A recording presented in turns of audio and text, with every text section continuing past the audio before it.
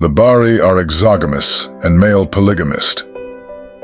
Traditionally, marriage was an elaborate affair and began with courtship, but once an agreement to marry was reached, the matter was presented to the respective parents.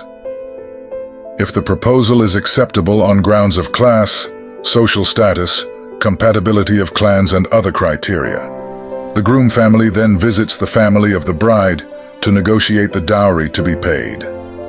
At the conclusion of a successful dowry negotiation, the Bari wedding, called Budu, is initiated.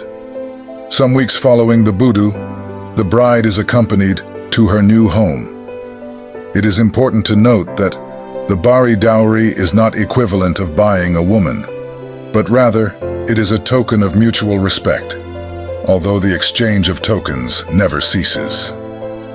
The Bari also practice friendship marriages, Mila in Bari, in which parents wishing to consolidate the friendship between themselves arrange marriage for their children.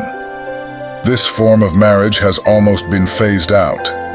Nonetheless, the mechanics of this form of marriage usually involves agreements when the children are even less than 10 years of age, and dowry may even be paid, regardless of the age of the girl. Under no circumstances is the girl considered a wife. She continues to stay with her parents, although she regularly visits her future in-laws and may even stay for days or a few weeks. However, no premarital sex is allowed until the proper traditional marriage wedding steps are completed, when the girl achieves adulthood.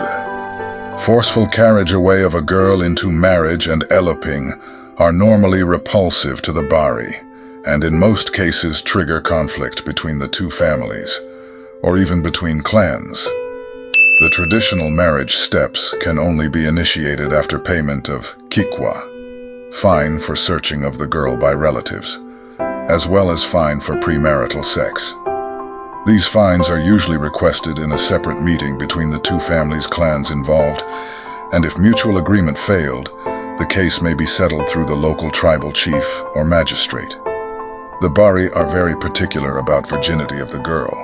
This could lead to the termination of the marriage if on the ceremony day the groom discovers that the bride had already lost her virginity. Conception out of wedlock is abhorred, and the girl is usually chased away from home, but in essence accompanied to the home of the boy responsible for the pregnancy. Relationship between the families and acceptance of the girl back home only occurs after the usual fines are paid, with or without a pledge for marriage.